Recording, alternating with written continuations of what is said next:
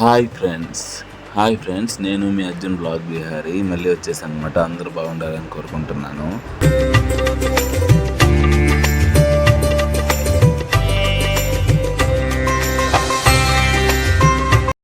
మొహరం వస్తుంది కదా ఫ్రెండ్స్. ఇప్పుడు మొహరం అసలు ఇక్కడ మామూలుగా బారాషాయికి సంబంధించి మొహరం ఫెస్టివల్ ఏంటి, ఇక్కడ స్టోరీ ఏంటి అనేది మన మత గురువు ఉన్నారు ఇక్కడ, ఆయన కలిసి దీని గురించి అడిగి కనుక్కుందాం రండి.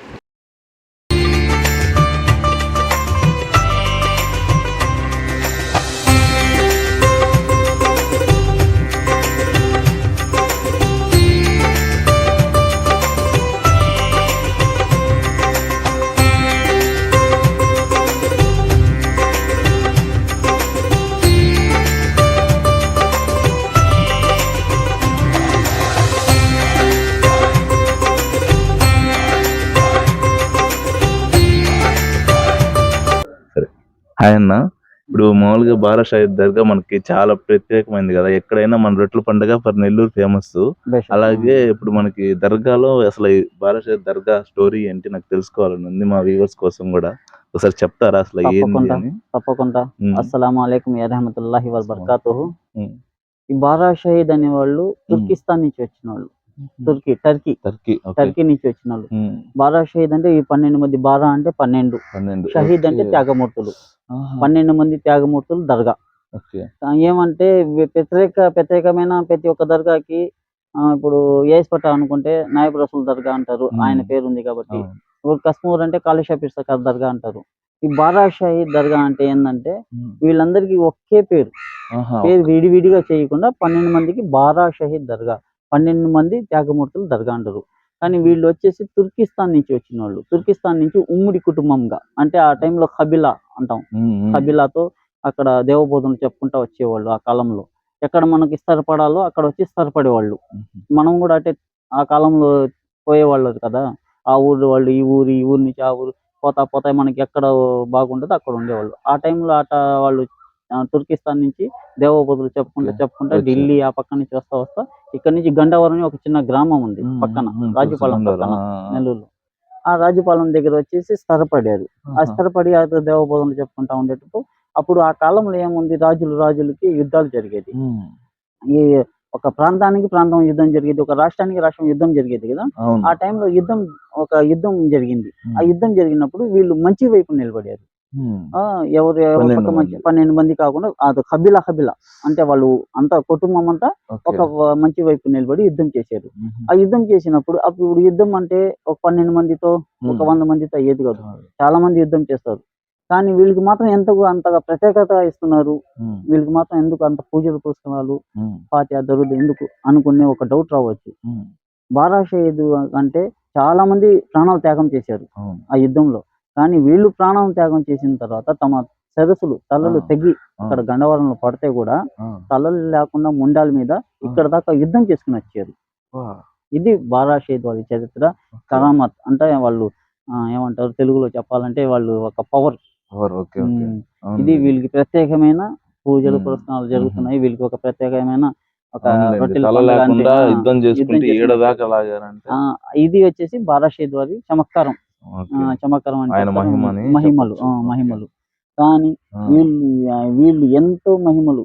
ఎంతో మంది రాజకీయ నాయకులు కూడా వీళ్ళకి విశ్వాసంతో వచ్చి తమ కోరికలు తీర్చుకుని పోయినారు. ఎంతో సినిమా యాక్టర్స్ వచ్చేసి తీర్చుకుని పోయినారు. ఎంతో మంది భక్తులు అనేక రాష్ట్రాల నుంచి వస్తారు తమ కోరికలు తీర్చుకోవడానికి. ప్రతి మనకి ఆ రోజు కాదు, ప్రతి సమయంలో కూడా వస్తారు. ఆ పండగ టైంలోనే కాదు, మామూలు టైంలో కూడా వచ్చేసి వీళ్ళకి పూజలు. మామూలుగా ఏ రోజు ఇక్కడ బాగా ప్రత్యేకతగా ఉంటది అన్న? అంటే మంగళవారం, శుక్రవారం అలా ఉంటారు కదా, ఏ టైం అంటే? ఇక్కడ అంటే ప్రతిరోజు ఉంటది, ప్రతిరోజు సాయంత్రం పూట అంటే మనకి ఫుల్ గా ఉంటారు జనాలు. మన బేస్తవారం, శుక్రవారం, ఆదివారం అంటే ఇంకా ఫుల్ గా రష్ గా ఉంటారు. ఈ తుర్కిస్తాన్ నుంచి వచ్చిన సామిలు అన్నమాట వచ్చేసి తమ యుద్ధం జరిగి ఆ యుద్ధంలో వచ్చి తమ తల్లిలు తెగి ఇక్కడ దాకా వచ్చి ఇక్కడ వీళ్ళకి సమాధి చేశారు. వీళ్ళు వచ్చేసి 860 సంవత్సరాలు వీళ్ళ చరిత్ర. 860 సంవత్సరాలు చరిత్ర. కానీ ఈ రొట్టెల పండగ అనేది స్టార్ట్ అయింది ఎట్లా అంటే, రొట్టెల పండగ వచ్చేసి ఆర్కాడ్ నవాబ్ ఆ కాలంలో నెల్లూరు కూడా చెన్నైలో కలిసి ఉండింది. ఆ కాలంలో. ఈ చెన్నైలో కలిసి ఉండింది కాబట్టి ఆర్కాడ్ నవాబ్ పీరియడ్ ఉండింది. ఆర్కాడ్ నవాబ్ పీరియడ్ ఉండేటప్పుడు ఇది వచ్చేసి 284వ సంవత్సరం ఇది గంధము ఇది రొట్టెల పండుగ అనేది జరిగేది. ఆ కాలంలో 284 సంవత్సరాల ముందర నవాబు గారు ఒకరు ఉన్నారు. ఆయనకి వాళ్ళ వైఫ్కి బాగా లేకుండా ఉండేటప్పుడు ఆయనకి వీళ్ళు కళ్ళలో కనిపించి, స్వామిలు మేము ఇక్కడ మక్ఫిరా ఉన్నాం, మనకి మక్ఫిరా కట్టండి అని వాళ్ళకి ఆదేశం ఇచ్చారు. అంటే మనం ఇక్కడ సమాధి ఉన్నాం, మనకి ఇక్కడ దర్గా కట్టండి అని చెప్పేసి వాళ్ళకి ఆదేశం ఇచ్చారు. ఆదేశం ఇచ్చినప్పుడు వాళ్ళు ఆ కాలంలో ఏంటంటే షరియత్ అంటాం మనకి. షరియత్ అంటే మనకి ఏంటంటే ఒక దానికి తెలుగులో ఎట్లా చెప్తారో మనకి తెలియదు. షరియత్ అంటాం. ఆ షరియత్ కి లోబడి ఉండేవాళ్ళు, కట్టుబడి ఉండేవాళ్ళు, ఆ సిద్ధాంతానికి కట్టుబడి ఉండేవాళ్ళు. ఆ సిద్ధాంతాన్ని కట్టుబడి ఉండేవాళ్ళు. సిద్ధాంతం ఎట్లా అంటే కనీసం ఒకరు కలపడితే చెయ్యరు, ఇద్దరు కలపడితే చెయ్యరు, కనీసం ముగ్గురు పడాలి. అది ముగ్గురు కూడా వచ్చేసి పుణ్యాత్ములు ఉండాలి, పుణ్యాత్ములు ఉండాలి, పవర్ఫుల్ ఉండాలి. అట్లాంటి వాళ్ళు కళ్ళపడితేనే ఏదైనా ఒకటి మనం కార్యం చేయాలంటే జరుగుతుంది అనమాట. అప్పుడు ఆ కాలంలో ఆయనకి వైఫ్ కలపడింది, మనం ఇక్కడ సమాజంలో మనకు దర్గా కట్టండి అని చెప్పేసి ఉదయం లేచేసి నవాబు గారికి చెప్పారు, మేము ఇక్కడ ఇట్లా కలపడిందంటే అమ్మ మనం ఒక్కరికి పడితే కుదరదు, కనీసం ఇట్లా పడాలని చెప్పేసి చెప్పుకున్న తర్వాత కొన్ని రోజుల తర్వాత నవాబు గారికే కలపడింది, కళ్ళకి వచ్చింది. పడిన తర్వాత మళ్ళీ కొద్ది రోజులు మన ఇద్దరికే చెప్పుకుంటే ఎట్టన్నాయమ్మా, మన వాళ్ళు షరీఫ్కి అదే సిద్ధాంతాలకి లోపడి ఉండేవాళ్ళు, ఇంకోరు ఉంటారు పెద్దలు, వాళ్ళకి చెప్పాలి అనేసి తర్వాత మనం చెప్పుకోకుండా గమ్ముకున్నారు. మనకి సర్ఖాజీ అంటారు, మతగురు అంటారు, సర్ఖాజీ అంటాం మనకి. ఆ సర్ఖాజీకి కళలో వచ్చి మనం వాళ్ళకి ఆదేశం ఇచ్చినాం, మీరు పోయి చెప్పండి వాళ్ళు పోయి దర్గా కట్టమని అంటే ఆ టైంలో వాళ్ళు చెప్పిన తర్వాత వాళ్ళు బయలుదేరి ఇక్కడ నెల్లూరు బాగా షేడ్ ఎక్కడ అని చెప్పుకొని వచ్చిన తర్వాత ఇక్కడ అని చెప్పిన తర్వాత వాళ్ళు వచ్చేసి మనం ఏ కార్యం చేయాలంటే దర్గా కట్టాలంటే ఇల్లు అదంతా ఎప్పుడంటే అప్పుడు కట్టేస్తారు. దర్గా కట్టాలంటే మొహరం నెలని కడతాం మనం. అది ఆ కాలంలో కూడా ఎక్కడైనా సరే ఆ మొహరం నెలలు కడతాం. ఈ నవాబు గారు ఏం చేశారంటే ఆ మొహరం నెలలో కొద్ది రోజుల ముందర వచ్చి ఏమేం కావాలో అదంతా చూసుకుని రెడీ చేసి నార్మల్ సమాధులు, దర్గా అనేది దర్గా లేదు. అప్పుడు చిన్న చిన్న గోడలు కట్టి ఉంటారు ఆ కాలంలో, మనకి ఐడియా లేదు కదా. తర్వాత కొన్ని ఆయన ఏం చేశారు, అంతా రెడీ చేసుకుని ఆ మొహరం నెల 1వ తేదీ నుంచి 11వ తేదీ లోపల దర్గా అంతా స్థాపించారు. దర్గా అంతా కట్టి అయిపోయిన తర్వాత దీనికి దర్గా కట్టిన తర్వాత ఉత్సవాలు చేశారు. దర్గా కట్టిన తర్వాత మనకి ఇల్లు కట్టిన తర్వాత గృహప్రవేశం ఎట్లా చేస్తామో దర్గా కట్టిన తర్వాత దర్గా ఒక ఉత్సవం చేయాలని చెప్పేసి దర్గా ఉత్సవం చేశారు. ఉత్సవం చేసినప్పుడు ప్రసాదం లాగా, ఇప్పుడు ప్రసాదం అంటారు, ఈ కాలంలో ఇప్పుడు వచ్చేసి ఏదైనా ఒకటి దొరికేస్తుంది. ఆ కాలంలో అట్ట కాదు, అన్నము లేకపోతే రొట్టి పెట్టే సదింపులు చేసేవాళ్ళు. ఆ సదింపులు చేసేటప్పుడు ఆ రొట్టెలు పెట్టి తనతో ఎంతమంది జనాభా వచ్చినారో, ఎంతమంది భక్తులు వచ్చిన తర్వాత ఎంతమంది తిన్నారో అప్పటి నుంచి ఈ రొట్టెల పండుగ అనేది స్టార్ట్ అయింది. ఇప్పటికి 280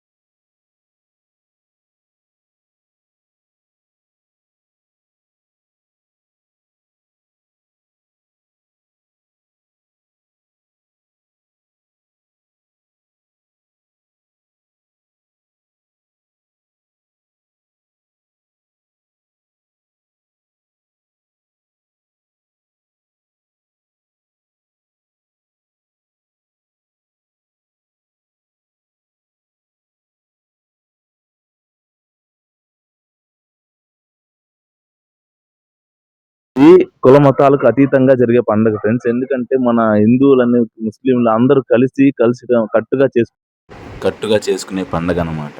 ఇంకోటి ఏంటంటే ఇక్కడ మనకి చాలా ప్రాముఖ్యత. నెల్లూరు ఫేమస్ అంటే రొట్టెల పండగ అనమాట. రొట్టెల పండగ అంటే చాలా బాగా మన నెల్లూరుకి ఎక్కువ జనాలు కూడా రావడం జరుగుతుంది.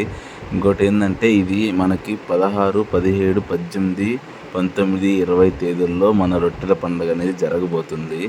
మామూలుగా అయితే అందరూ ముందు నుంచే చేస్తుంటారు. కానీ ఏంటంటే 18వ తేదీ గంధ మహోత్సవం జరుగుతుంది. ఆ తర్వాత నైట్ 19 నుంచి రొట్టెలు